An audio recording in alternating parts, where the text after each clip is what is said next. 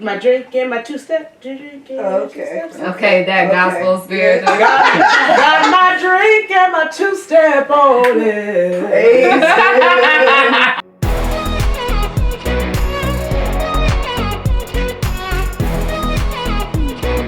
Today, I'm gathered again with my college girlfriends as we talk about that great old attachment theory. How do you like to give and receive love? Let's talk about dating. Okay. So do you gotta bae? How you feel about day? And, well, whatever you want to say about it. I can't take this. So who wants to start?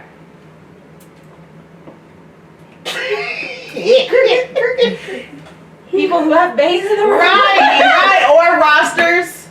I think rosters are. I'm the only one unqualified because I'm not attached to You're anyone. not unqualified dating. Yeah. I'm a free agent out here in these streets. Look, we're trying to build our roster. I don't know about the word. Yeah, I'm trying to. Why the word attachment? There's nothing with it. Oh, Christina said, why the word attachment? Why not? Do you not feel attached? Partnership Yeah, attached feels very toxic, monogamous. and ownership. But do you feel attached though? Yes. But you don't like the word. Expound upon that. I don't know. I think that one of my tensions with when folks talk about relationships is like there is this sense of ownership and possessiveness that I don't find healthy. Mm-hmm. And I also don't rank the people that I love in my life. So they're all equal? You love them all equal?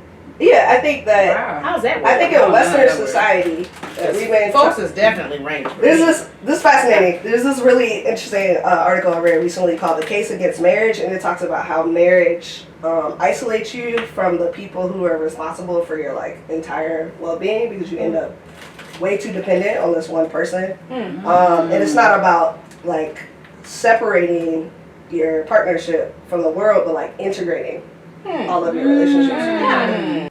I think about how we're all getting older, right? And we all have, like, our lives are evolving, whether it's partnerships, job, yada, yada, all those things I listed off. How do we make sure that this is strong? And not just strong in like, oh yeah, I talked to Ashley yesterday, but Ashley feels my love, right? And I'm there to step into the place to support her in the way she needs to be supported when she needs it. Like we are still in the space where we are emboldening each other's life, not just in each other's lives. Does that make sense? Yep. Yeah, it makes sense. I think that this is a critical circle in terms of friendship because, and it's important to protect because of the authenticity. I think, I think it's really admirable for people who show up in the world no matter what without a filter and that they are who they are. But I'd be lying if I said that that there is some filtering that goes on when you go out into the world. I think when I'm around you guys, there doesn't need to be a filter. So because that is so rare and so authentic and that everyone doesn't get the unfiltered Ashley, I think it is important to maintain this circle. And for me, I think everyone's love language in this group is different. So I'll establish that.